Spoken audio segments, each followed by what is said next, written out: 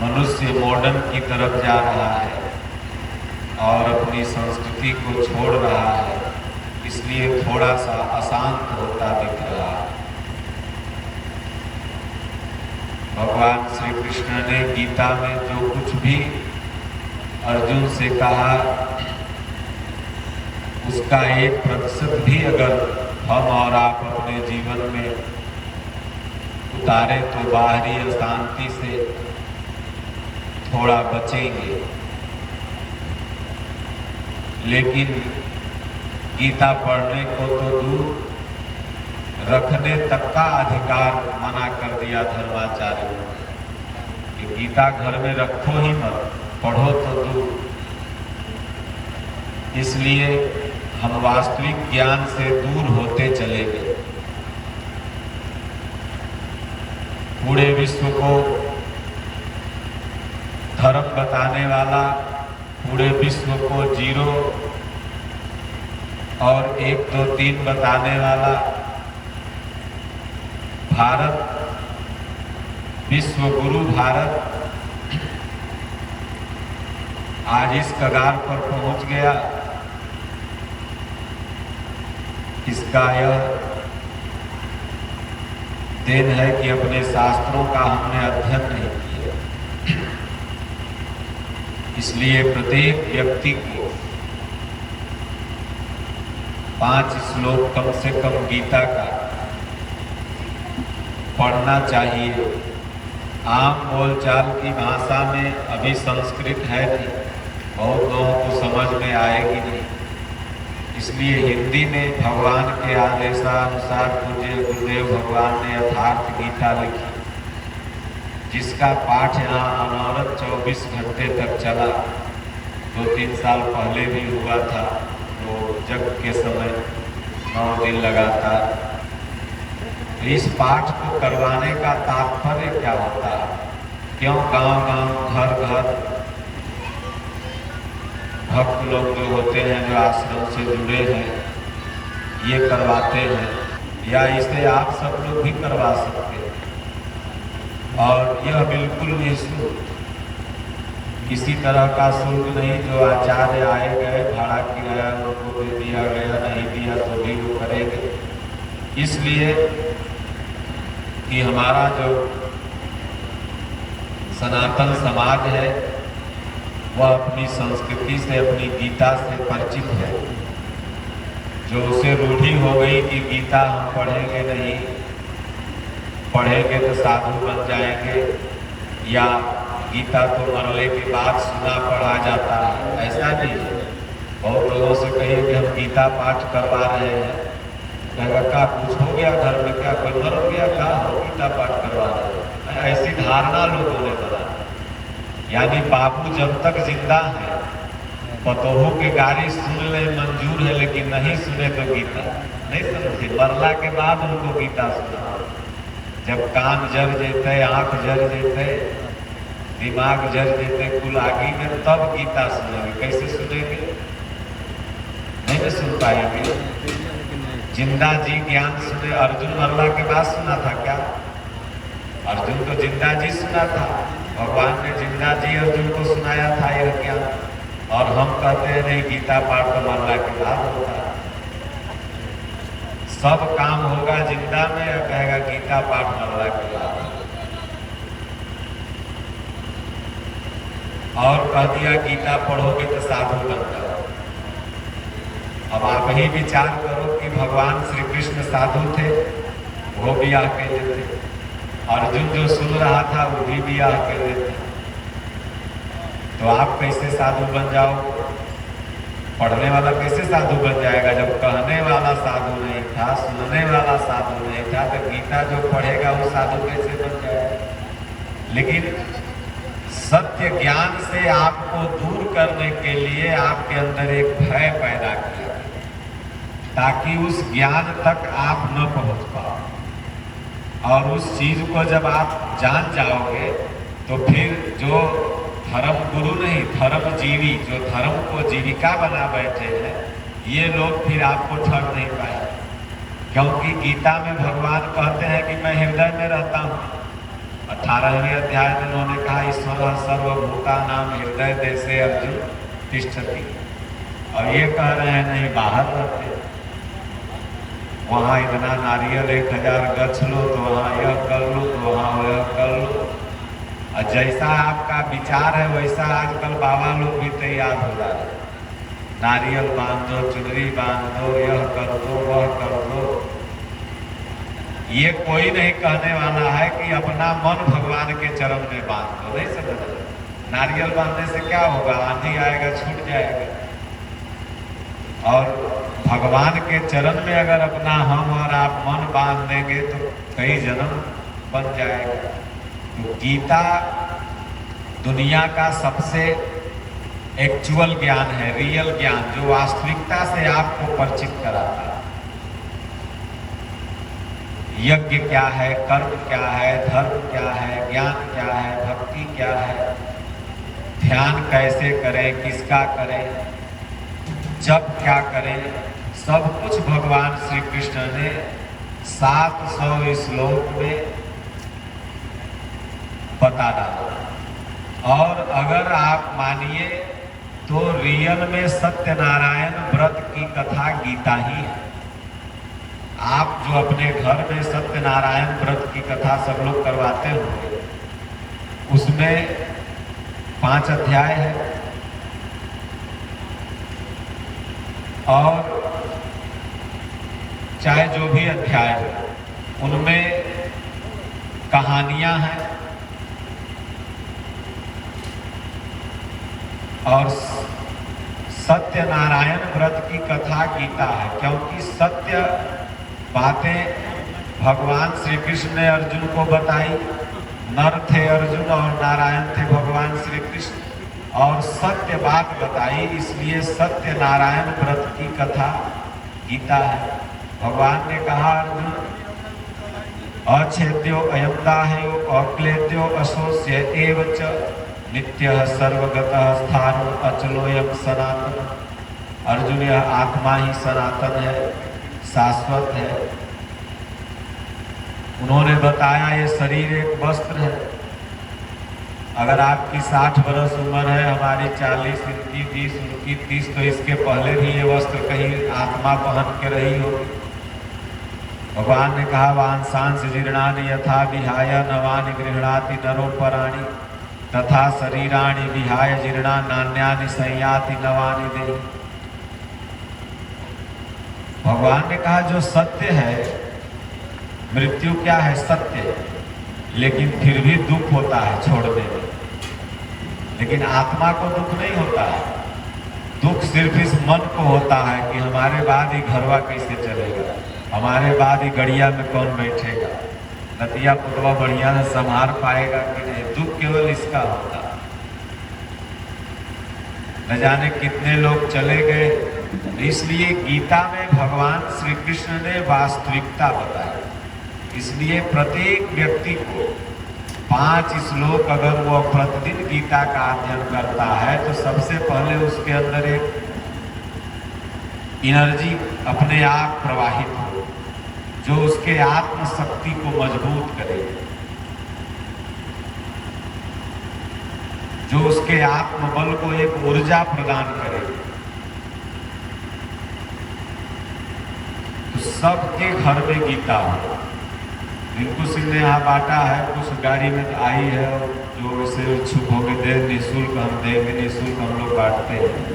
तो आप लोग उसको पढ़िएगा। जो लोग बड़का मोबाइल रखे होंगे वो ऑनलाइन भी फ्री मंगा सकते हैं। हमारे गुरु महाराज का ट्रस्ट है, उस ट्रस्ट से यथार्थगीता.com वेबसाइट पर खोलो और ऑर्डर करो। 7 दिन 10 दिन में आपके घर पर फ्री आ जाएगा। मात्र इसके लिए कि मनुष्य शरीर क्यों मिला हुआ है, हम लोग यहाँ क्यों आए हैं। हमारे पूज्य गुरुदेव भगवान कहते हैं कि हर काम करिए, कोई काम आप मत छोड़िए। जो आप खेती गृहस्थी कर रहे हैं सब करते हैं, बस सुबह शाम 10 मिनट परमात्मा के लिए भी समय निकालना है। जो पहले बुजुर्ग लोग संध्या वंदन करते थे, सब कुछ करते थे, तो उसी को हम लोग भुलाते हुए चले जा रहे हैं। इसीलिए डिप्रेशन के शिकार होते चले जा रहे हैं। इसीलिए बीपी की दवाई कंपनी जो बना रही है उसका फैक्ट्री और लगते चला जा रहा है, क्योंकि सब डिप्रेशन में चले जा रहे हैं।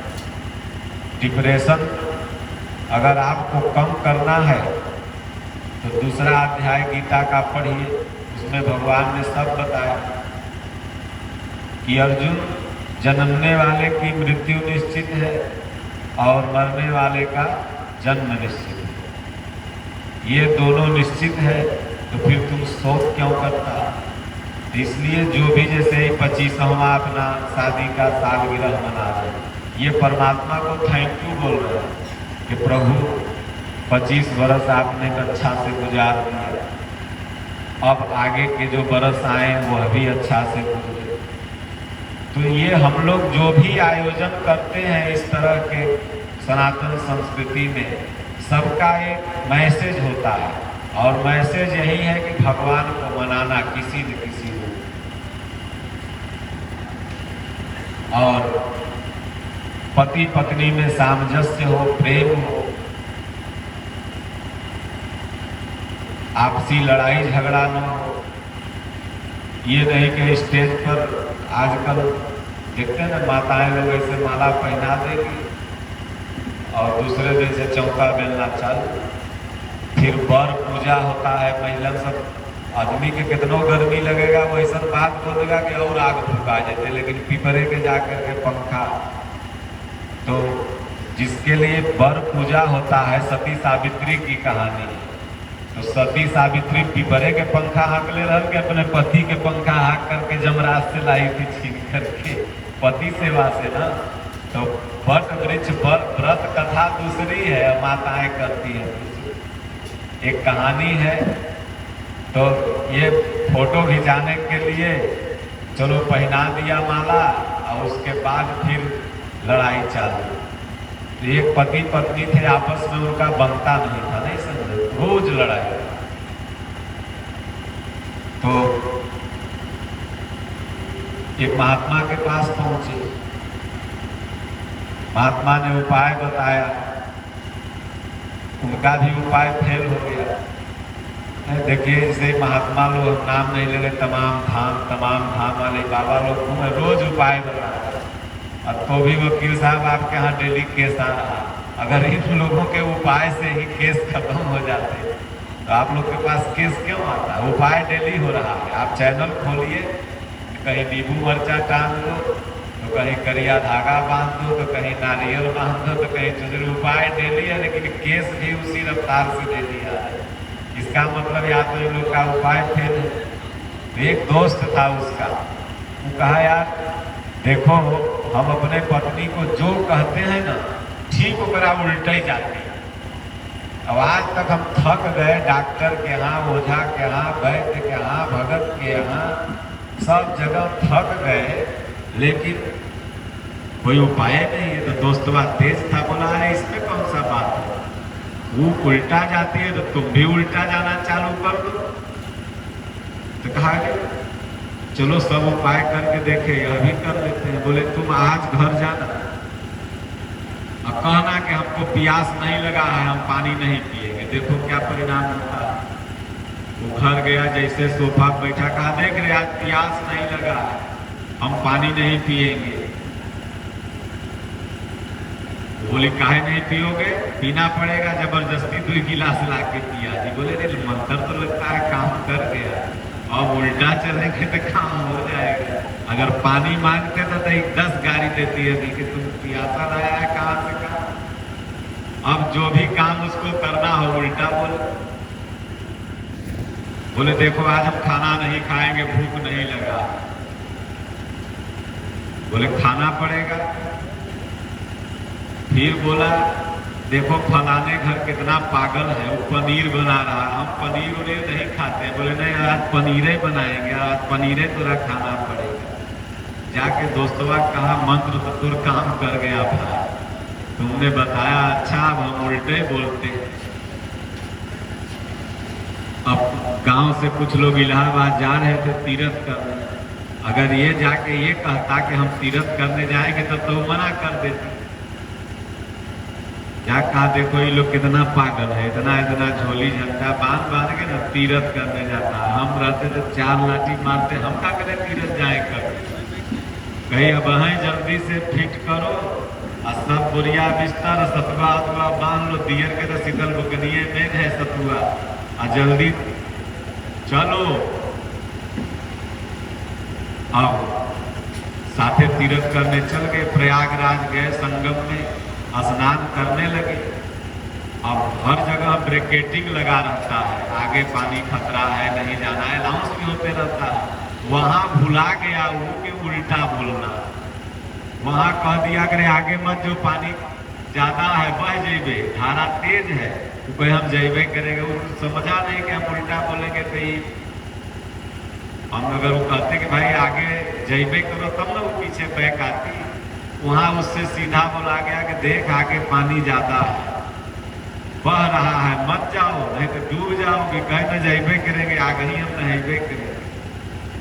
अब वो गई डूब के लगी बहने, और प्रयागराज से बिहार की तरफ बक्सर की तरफ बह के आ रही थी, और वो जाकर के नैनी छुकी की तरफ खोज रहा है। वो एक आदमी से कहा कि नहीं हमारी पत्नी इधर गई है बहते हुए। बोले पागल हो गए, धारा है बिहार की तरफ तुम खोज रहा है, ये लखनऊ और दिल्ली की तरफ में, इधर कहाँ से आएगी। बोले उल्टा चलती थी, हमको लगा पानियों में कहीं उल्टा तो नहीं चल रही। तो सज्जनों, ये दिखावटी प्रेम नहीं करना, जो भी आप करो दिल से करो, जिससे भी करो, भगवान से भी करो तो दिल से, बच्चा से करो से तो दिल से, बच्चा बाप से करे तो दिल से। दिल वाला जो प्रेम होता है ना, ये आपके अंत तक साथ देता है। अब कोई आया तो जय हनुमान ज्ञान गुरसागर तेजी से मंदिर में हनुमान चालीसा पढ़े लगे हैं, और जब चला गया तो धीरे धीरे हम करके चले गए। कोई आया तो थपोड़ी तेज तेज पीटने लगे, जब कोई चला गया तो भाई बड़ा भक्त है। नहीं, दिखावटी कुछ नहीं, भगवान के घर में कोई दिखावटी नहीं चलता, वहाँ भाव है। निर्मल मन जन सो मोहि पावा, मोहि कपट छल छिद्र न भावा। निर्मल मन, इसलिए जो भी त्योहार पर्व या जो भी एनिवर्सरी, बर्थडे, जन्मदिन, ये जो कुछ भी मनाया जाता है, इसका मात्र एक ही कारण है कि हे प्रभु, जहाँ सुमति तहाँ संपत्ति नाना, जहाँ कुमति तहाँ विपत्ति निधाना। हमारे घर में सुमति दीजिए, बाल बच्चा में सुमति दीजिए, हम लोग आगे बढ़ें, स्वस्थ रहें, निरोग रहें, ऐसा परमात्मा से प्रार्थना करने का एक अवसर। इसी बहाने 10-20 लोग जुटे, इसी बहाने बोलचाल हो गया, मेल मिलाप हो गया, नहीं तो कहाँ किसको किससे मिलने का समय। इसी बहाने मम्मा जुटे, मामी जुटे, नन्ना जुटे, नानी जुटे, सब बिटिया जुटी, सब घरे घरे घूम आई जाके। अभी हम बैठल थे, इनकी फुआ पूछी कहाँ थे, सब कहे गाँव घूम के आ रहे। इसी बहाने गाँव घूम सबसे मिले, तो सब कोई अपना अपना काज में व्यस्त। तो इसका मात्र यही कारण है, लेकिन मूल कारण है कि भगवान की भक्ति हो जाए। इसलिए सबको अपने अपने घर में गीता पाठ करना है, रामचरितमानस का पाठ करना है, 5 दोहा रामचरितमानस, 5 दोहा गीता पाठ। ये आत्मिक शांति प्रदान करता है, आत्मिक बल प्रदान करता है। अमेरिका में, इंग्लैंड में, जापान में, रूस में सुसाइड रेट बहुत ज़्यादा था, और भारत में आज भी सुसाइड रेट कम है। नहीं समझ रहे हैं, हो रहा है, उन्हीं के घरों में हो रहा है जो गीता और रामचरितमानस से दूर है, जो अपनी संस्कृति से ओतप्रोत नहीं है, जो बड़े बुजुर्गों के विचारों से सहमत नहीं है। उनके घर में पंखा से लटकी हुई लाश, भोरे में लटकी हुई लाश। आज तो न्यूज में हम देख रहे थे, मोबाइल पर लड़कियों के दिखा रहा था कि बम्बई में पति था, अपने पत्नी को काट के कुकर में उबाला, फिर ग्राइंडर में पीसा, और उसके बाद फेंकने जा रहा था। इतनी बड़ी ये कहाँ से उपजा। आप अपने संस्कृति से हट गए। नहीं तो यही संस्कृति हमारी बताती थी यहाँ 7 जन्म का रिश्ता है पति पत्नी का, नहीं समझे। और 7 जन्म तो क्या, शादी 20 बरस के बाद होती होगी, 18 बरस के बाद, 40 बरस बाद 4 बार तलाक पेपर भराता है। सोचो 20 बरस तक रिश्ता नहीं निभ पा रहा, 30 बरस तक रिश्ता नहीं निभ पा रहा। इसका कारण क्या है? इसका कारण यही है कि अपने संस्कृति से हम लोग दूर होते जा रहे हैं। एगो कहे बाबा गीता रामायण पढ़ला से की, गीता रामायण पढ़ला से क्या होता है? एक महात्मा प्रयागराज में बैठे हुए थे, तो मेला में किसी की पत्नी गुम हो गई, तो वो गया बाबा के पास, बोले महाराज मेरी पत्नी खो गई, रास्ता बताएं। तो बोले जो रामायण पढ़ा कर। तो उधर जाके कहा हमर मेहरारू भूलन है, ये सदुआ कर रहा है, जो रामायण पढ़ला से मिल जाते। तो फिर दोबारा थक हार के उन्हीं बाबा के पास पहुंच गया। मेला में देखते हैं ऐसा ऐसा चौराहा बना रहेगा कि आप भुला के वहीं पहुंच जाइएगा।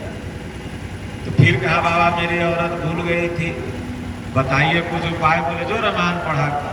तो कहा कि बताइए औरत मेरी भुलाई हुई है और आप कहते हैं रामायण पढ़ा कर, रामायण में कैसे मिलेगी?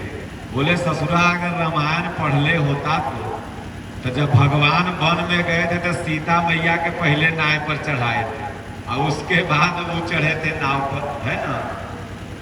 और तू पहले ही ट्रेन पर बैठ गया, आओ बेचारी भीड़ में कहीं खो गई, तो तू रामायण पढ़वे नहीं किया, इसीलिए तो ऐसा हादसा हो।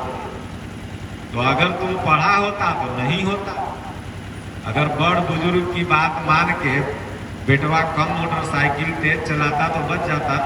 आया हर कहेगा चुप रह तू, क्या बाइक में 130 का स्पीड दे रहा है, तुम कह रहा है 60 के स्पीड में जाओ, तो आमने सामने टक्कर होगा। जय जय सिया राम। तो इसलिए जो बड़े बुजुर्ग जो गीता और रामचरितमानस कहती है, उस पर चलने पर जीव को शांति मिल सकती है और सनातन एक हो सकता है, सनातन मजबूत हो सकता है। सनातन को एक न होने में सबसे बड़ी व्यवस्था क्या है? जाति पाति, जो कि हमारा गीता और रामचरितमानस दोनों इसका खंडन करता है। गोस्वामी जी क्या कहते हैं? बड़े भाग्य मानुष तन पावा। वो ही नहीं लिखे कि बड़े भाग्य राजपूत तन पावा, बड़े भाग्य यादव तन पावा, बड़े भाग्य चमार तन पावा, बड़े भाग्य दुसाध तन पावा। लिखते ना कि क्या लिखे? बड़े भाग्य मानुष तन पावा। लिखे कि सब मम प्रिय सब मम उपजाए, सबते अधिक मनुज मोहि भाई। ये नहीं लिखे सबसे अधिक पंडित जी मोहि भाई है?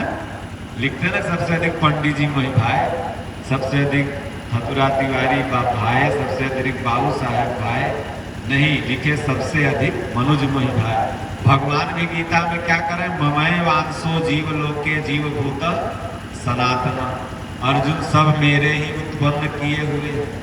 तो इसलिए अगर सनातन को एक होना है तो शादी ब्याह के लिए तो जात पात ठीक है, लेकिन मंदिर के लिए, धर्म के लिए सब एक है, नहीं समझ।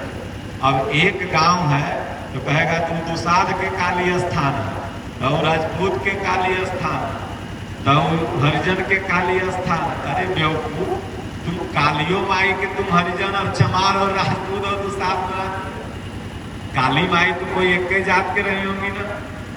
काली माई ने कभी नहीं कहा कि ये बैकवर्ड है, फॉरवर्ड है, मत आओ या मत जाओ। सोचिए कि भगवान में उसकी इतनी आस्था है कि वो भगवान का अलग मंदिर बना लिया आपके रोकने पर, नहीं समझ। तो इसलिए धार्मिक सुसाइड कोई न करे। जैसे धार्मिक सुसाइड का मतलब क्या? किसी को अगर आप मंदिर में जाने से रोकेंगे, जो भी धर्माचार्य है, तो क्या करेगा? धार्मिक सुसाइड कर लेगा। वो ईसाई या तो इस्लाम बन जाएगा, नहीं तो आपके भगवान से वो आस्था घटा लेगा।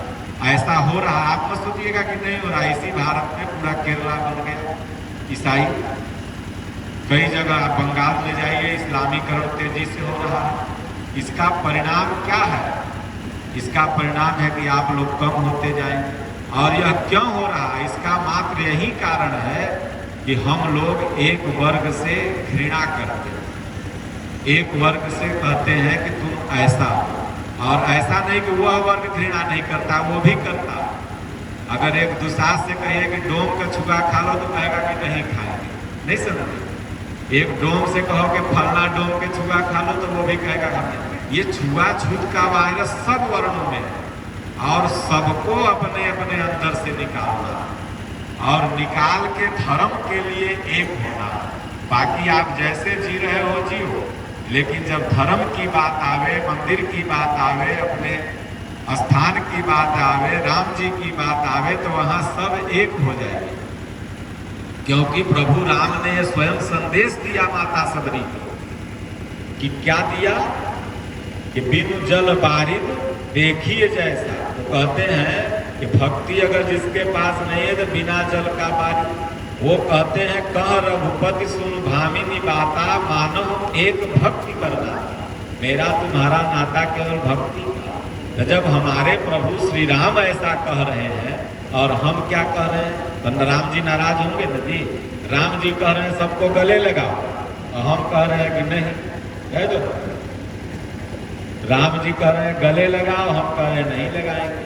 तो इसलिए राम जी की बात मानना है, कृष्ण जी की बात मानना है, धर्मजीवी की बात नहीं मानना। धर्मजीवी तो आपस में आपको लड़ाएगा, वो लड़ाएगा तभी तो हर पूर्णिमा को दान, हर एकादशी को दान, हर जगह दान से ही तो परंपरा चलती चली आ रही है।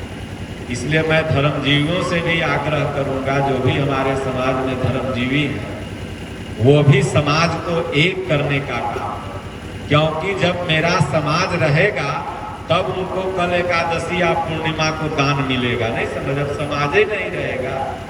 राम राम कहने से मुक्ति तो मिलती है, लेकिन प्रत्येक दिन राम राम कहने वाले कम होते जा रहे हैं। इस पर भी आप लोग विचार कर रहे हैं। राम नाम जपने वाले ही कम होते चले जा रहे हैं। मैं अभी सतना जा रहा था, एक टीटी के बाद कंबल उंबल देने आता है, तो आया कंबल देने, तो हम बोले कहाँ घर बोला सतना। तो हम कहे कि सतना मेरा कार्यक्रम है आना। तो कहा नहीं, हम तो अम्बेडकर वाले हैं। था सनातनी, था हिंदू, लेकिन क्या बोला हमसे कि हम अम्बेडकर वाले हैं। तो हमने भी उसको कहा कि मैं भी अम्बेडकर वाला हूँ। फिर 10-20 मिनट उससे बात हुई, फिर वो प्रभावित हुआ। सोचिए कि मतलब इसी समाज में जन्मा हुआ व्यक्ति है, लेकिन वो कह रहा है कि हम अम्बेडकर वाले। अम्बेडकर को जब प्यास लगता था तो कुआं पर पानी पीने नहीं जाता था, उसको गिलास में ला के दिया जाता था, लोग पी होने तो कुआं छुआ जाएगा। इसी भारत में छूने और खाने से धर्म नष्ट हुआ। इसी का फायदा महमूद गजनी वगैरह या तमाम मुसलमान आक्रांता जो भी आए उसका भरपूर उपयोग किया। आप जाइए कुआं में खा के वो लोग फेंक देता था। और पहले एक जमुनापुर में एक कुआं, अब एक कुआं में अगर एक रोटी थूक के फेंक के चला गया, आप हर गांव पानी पी लिया, पंडित जी छाती पीटे लगे, सब मुसलमान हो गए। बाप रे बाप, यही भी कुआं में मियाँ थूका था, सब मुसलमान हो गए। अब क्या होगा? सरकार बोले अब क्या होगा, अब तो सब धर्म नष्ट हो। सोचिए, हम मरेंगे तलवार से, हम मरेंगे बंदूक से, और हमारे राम जी एगो मियाँ के छुअल से, जूठा टुकड़ा से मर गए। जो हमारे भगवान हैं वो मियाँ के जूठा टुकड़ा से मर जाएंगे और हम मरेंगे तलवार से। सोचिए, पूरा भारत पर न बम का हमला हुआ न गोली का हमला हुआ, सब के सब मुसलमान होते चले गए। किसी भी मुसलमान का मैं दावे से कहता हूँ आप खतियान निकलवाइए। खतियान जब निकलेगा तो 4 पुश्त 5 पुश्त बाद पहले वो कुछ न कुछ आप ही लोगों का भाई है, क्योंकि सब यहीं से कन्वर्टेड है। कोई इटली और न कोई ईसाई इटली से आया है, न कोई मुसलमान अरब से आया है, सब आपके सगे भाई। अगर आप उसी को धर्म मानते हैं तो आज एक भी हिंदू और एक भी सनातनी भारत में नहीं बचा, क्योंकि ये रिंकू सिंह के यहाँ जो टॉप आया होगा अभी, जिसमें पूरी बन रही होगी, ये कहीं हो सकता है टेंट वाला उधर भी ले जाके लगाया हो। ऐसा उसके लिए तो कोई जहाँ पैसा मिलेगा तहाँ लगाएगा।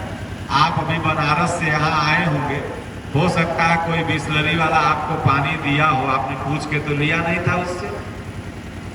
आप कहीं से भी यात्रा करके आ रहे हैं, अगर छूने से आपका धर्म नष्ट हो जाता है तो आज कोई नहीं हिंदू बचा। तो इसलिए छूने और खाने से धर्म नष्ट नहीं होता, कुरीतियां नष्ट होती। कभी ऐसा बना दिया गया। तो सब के सब जब गीता पढ़ेंगे तो वो भी महसूस करेंगे कि नहीं हम अपने ही थे, लेकिन हम कहीं न कहीं से कुरीति के शिकार हो गए। इसलिए राम राम जो कहने वालों की संख्या प्रत्येक दिन कम होते जा रही है, इस पर विचार। अब बहुत से धर्मगुरु धर्मांतरण का मुद्दा उठा रहे कि हम धर्मांतरण रोक रहे थे इसलिए हमको फंसा दिया गया। अरे भाई, धर्मांतरण रोकना तो अच्छी बात है, हम भी इसका सपोर्ट करते हैं, लेकिन लोग धर्मांतरण क्यों कर रहा है इस पर क्यों नहीं विचार करते? दूसरे में जा ही क्यों रहा? आपका भाई आपसे बिछुड़ के क्यों भाग रहा है, इस पर भी तो विचार होना चाहिए ना। क्यों लोग आखिर दूसरे धर्म में जा रहा है? 5,000, 10,000, 2,000, 1,000 के प्रलोभन पर नहीं, उसको सम्मान नहीं मिल रहा। जब आपके घर में आपके भाई को सम्मान नहीं मिलेगा तो कितना दिन तक वह भयंती निभाएगा? एक न देख आपसे बगावत कर ही लेगा। इसलिए सबको समानता का अधिकार देते हुए गीता रामचरितमानस के सिद्धांत पर चलते हुए भारत को ही नहीं पूरे विश्व को सनातन का राष्ट्र बनाया जा सकता है। स्वामी विवेकानंद जी सबसे बड़े स्पिरिचुअल गुरु उपदेशक थे, जिन्होंने सनातन को शिकागो में जाकर के ऐसा झंडा गाड़ा विश्व धर्म संसद में कि विश्व गुरु ही बना के भारत को लौटे। क्या नारियल चुनरी वहां बनवाने लगे 50 लाख के लोगों में? नहीं। अभी तो हम लोगों ने ऐसा कर दिया है कि सनातन माने नारियल बांधो, सनातन माने चुनरी बांधो, सनातन माने यह करो, सनातन माने ओझाई करवाओ, सनातन माने भूत आता है माथा पर। ऐसा हम लोगों ने प्रदर्शित कर दिया 10-10, 20-20, 50 लाख की भीड़ जुटा के। लोग समझ लिया कि जिसके ऊपर भूत आवे और जो भूत उतार दे वही सनातन। नहीं, अगर सनातन धर्म की परिभाषा सीखनी है और भारत को नहीं पूरे विश्व को अगर सनातन का राष्ट्र बनाना है, फिर से भारत को विश्व गुरु बनाना है, तो स्वामी विवेकानंद जी के सिद्धांत पर चलिए। और स्वामी विवेकानंद जी किसके सिद्धांत पर चलते थे? गीता के सिद्धांत पर। हमेशा वो गीता साथ में रखते थे। तब जाके उनको 0 मिनट का समय मिला था। किसी ने कहा कि दे दो, हिंदुस्तानी है, 0 से ज्यादा क्या बोलेगा? तब उन्होंने कहा कि 0 ही गॉड, बताया कि 0 ही भगवान। देखिए, जब आदमी 0 हो जाता है ना, तभी नारायण मिलते हैं। जब तक माता सीता जी इधर उधर मना रही थी कि धनुषिया टूट जाए, हे राम जी, हे शंकर जी, हे देवी देवता, सबके मना रही थी ना, तब धनुष नहीं टूटा। और जब 0 हो गई तो धनुष भगवान तोड़ दिए, काम बन गया। जब तक द्रौपदी साड़ी पकड़े हुए थे तब तक बेचारी का साड़ी घिंचैले जा रहा था। जब सोची हे कन्हैया, हे मुरारी, अब जाओ, छोड़ दी दोनों हाथ, अपने को 0 कर लिया कि अब मैं कुछ नहीं, बस तू ही तू। तभी से इतने साड़ी का अंबार लग गया कि साड़ी बीच नारी है कि नारी बीच साड़ी है कि साड़ी ही नारी है कि नारी ही साड़ी। तो जब तक आप अपने को 0 नहीं बनाइएगा तब तक आप हीरो नहीं बन पाइएगा, और जब तक आप अपने आप को हीरो बनाने की कोशिश करिएगा तो रहिएगा 0। देखिए, अनिल अंबानी, मुकेश अंबानी, तमाम धनाढ्य लोग हैं, उनके पास पैसा कमी है, लेकिन एक भी 500 उनके जेबा में नहीं होगा क्या? यहाँ रांची से कमा के रिंकू सिंह के फैक्ट्री में आएगा, छल जलवा पहन के 2 गो 500 ऊपर रख के पूरा गांव एकदम घुमाई चालू हो गया ना आपका स्टाफ सब तो दिखाने के लिए कि रांची में वो लगता है हेमंत सोरेन के पीए थे सीधे।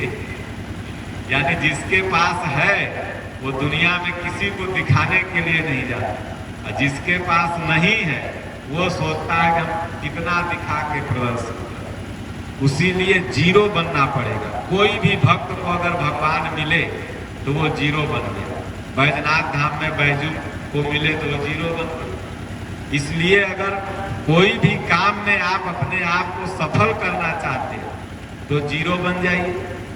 जो पहले से ही गिरा हुआ है वो और कितना गिरेगा, और जो पहले से ऊपर चढ़ा हुआ है उसको तो गिरने का डर बना।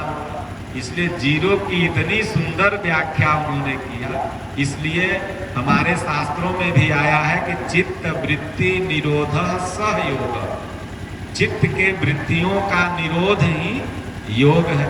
जब हमारी चित्त की वृत्तियां जीरो होगी तब हम सफल हो गए। जैसे कोई स्टूडेंट है, जब तक मेहनत पढ़ाई में जरूर करे, लेकिन अपने आप को जीरो समझ के, भगवान श्री कृष्ण भी कह रहे हैं गीता में कि अर्जुन कर्म तो कर लेकिन फल में तुम आसक्त मत हो। कर्मणा वाधिकारस्ते मां फलेषु कदाचन, फल मत मांग, केवल तुम मुझे मांग। इसलिए कर्म करना है, पढ़ाई करिए, लिखाई करिए, जो भी काम आप कर रहे हो करो, लेकिन यह समझ के करो कि करता मैं इसका नहीं। कह राम झरोखे बैठ कर सब कर मोजरा ले, अजय कर जैसी करनी ओके वही संदे। ये समझो कि राम बैठे हुए हैं, राम झरोखे में बैठ के सब काम करा रहे हैं। अंग्रेजी में कहावत है ना, हम तो पढ़ल लिखल है, कहीं सुने थे, life is story, word the stage man is the actor, God is the director. सब भगवान करवा रहे हैं। लग रहा है कि दिनेश सिंह कर रहे हैं, राम परवेश सिंह, फलना सिंह, ढेकना सिंह, सब करवा रहे हैं नारायण। सबके डायरेक्टर वो बैठे हुए हैं, नाम हो रहा है, करते हो तुम कन्हैया, मेरा नाम हो रहा, प्रभु आपके कृपा से सब काम हो रहा। तो इसलिए जो भी आयोजन इस तरह के हम लोग करते हैं, इसमें भक्ति जोड़ देना चाहिए, तो आपका वह आयोजन सफल हो गया। लेकिन 99% ऐसे आयोजन जो होते हैं हमारे समाज में, आज अमानवीयता और असर्मता का हद पार कर। ये रिंकू सिंह नियर 1% लोग होगा जो गीता रामायण फलना ढेकना पाठ करवा के साधु संत को बुला के प्रवचन और वचन करवाता है। बाकी कहेगा कि फलना हीरोइन के बुला दो, फलना भोजपुरिया गायक के बुला दो, आज 5 कुंटल मुर्गा कटे दो, 2 बोतल 500 बोतल दारू मंगा दो। बिहार में तो दारू बंद है, लेकिन तो वो बड़े तेज हैं, सब चालू है, सब पी रहे, पता नहीं घर ही बना लेते हैं क्या। तो कहेगा ये मंगा दो, वो मंगा दो, मतलब जितना धरती का गलत काम है सब करेगा तो अच्छे दिन करेगा। होली क्यों आती है? खसी खाएला, बकरा काटेला, मुर्गा खाएला, ऐसा हम लोगों ने बना दिया। लेकिन होली इसलिए नहीं आती है सज्जनों, होली सत्य और असत्य की लड़ाई का विजय, सत्य कैसे जीतता है वह आपको सिखाने आती है। लेकिन हमने क्या किया, हमने ऐसा बना दिया कि यह लगता है बुरा काम करने के लिए आती है। दिवाली क्यों आती है? जुआ खेल रहा है जी, साल भर बैठे रहे, जुआ न खेल में बैठ के। सोचिए क्या दिवाली जुआ खेलने के लिए आती है? नहीं, दिवाली इसलिए आती है कि प्रभु श्री राम ने किस तरह से आतताई रावण का वध करके किस तरह से अयोध्या आए, किस तरह से दिवाली जगमगाई, इसलिए आती है। क्या इस पक्ष पर कभी हम विचार करते हैं? नहीं। तो आज जगा लो, आज बड़ा दिन बाद तो हम लोगों ने जो अपने पर्व और त्योहारों में, अब छठ की पूजा बिहार में बड़े धूमधाम से, लेकिन छठ का दौरा पूजा घर में रखाया नहीं कि 5 किलो मछली आके छनाने लगे। क्या छठ माई इसीलिए आती है कि प्रसादी नहीं खाई और परवैती पहले मछलिए खाए ले? रमना माई तुरा आशीर्वाद देगी? पागल हो गल है का? भोलेनाथ के पागल समझ रहे हैं कि 5 बार कांवड़ लेके जाए, अब भोलेनाथ पर आशीर्वाद दे, अब 5 गो टरक हो जाते। भर रास्ता गांजा पिए तो एने से एने आँख मचकावत जाओगे, अब कहोगे भोलेनाथ आशीर्वाद दे देंगे। भगवान सब जानते हैं, इसलिए भाव को निर्मल कर दो। एक दिन भी कहीं नहीं जाना, कहीं घर ही के मंदिर बने गए, हम मंदिर काहे को जेगे। अगर भाव तुम्हारा निर्मल हो गया, तुम्हारा घर ही मंदिर है, तुम अपने आप में मंदिर हो। अब भाव अगर पवित्र नहीं है, लाख मंदिर में घंटा बजा लो, लाख जल डाल लो, भगवान खुश होने वाले नहीं।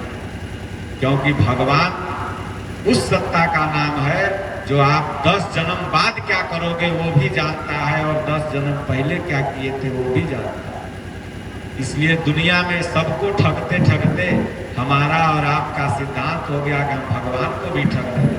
और हमारे जो होली, दिवाली, छठ, दशहरा, ये तमाम पर्व हैं, इसमें केवल निगेटिविटी भर दी।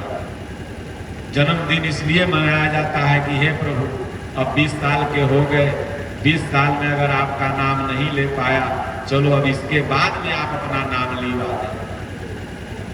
ये तमाम जो भी हम लोगों का आयोजन है एक अच्छा मैसेज देता है, लेकिन हम लोगों ने ही इसको खराब कर डाला है। इसलिए सज्जनों, इसमें परिवर्तन धीरे धीरे आप सबको करना है। कोई भी पर्व आए, कोई भी त्योहार आए, कोई भी आपके घर में उत्सव हो, उसे आप धार्मिक परिप्रेक्ष्य से ही जोड़ें।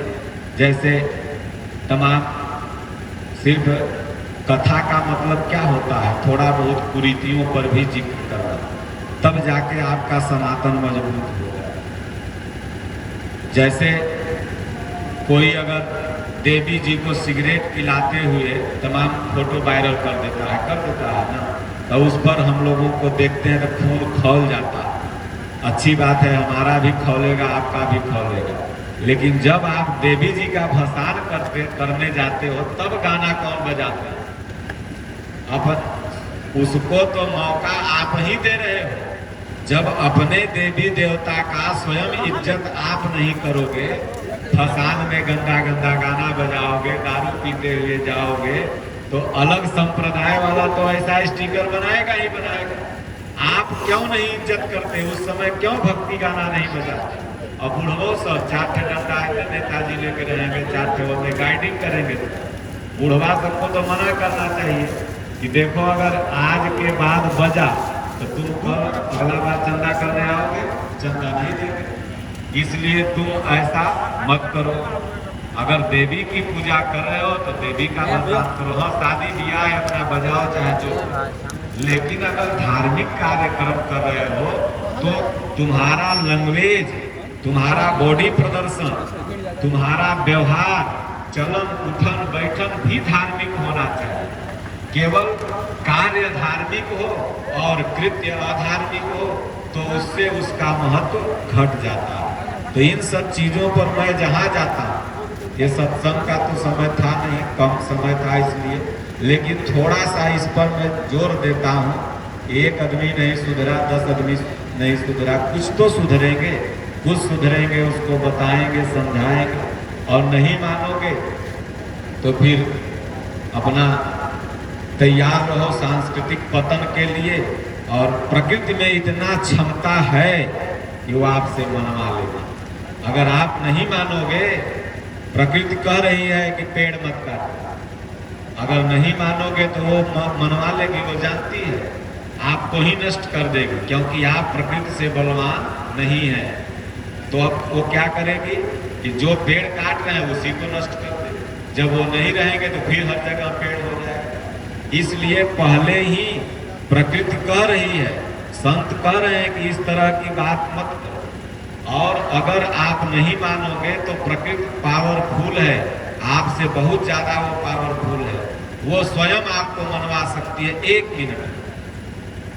इसलिए सज्जनों, सुबह शाम नाम जपना है भगवान का।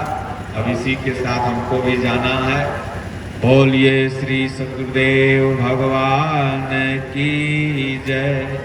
बोलो जय सिया राम, जय जय सिया राम।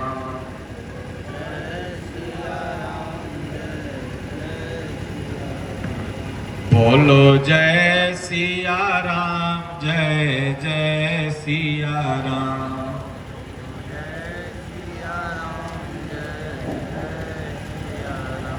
सिया राम मैं सब जग जानी,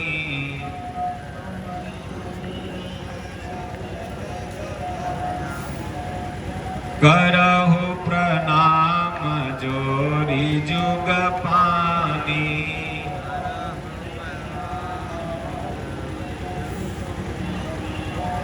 बोलिए श्री सद्गुरुदेव भगवान की जय।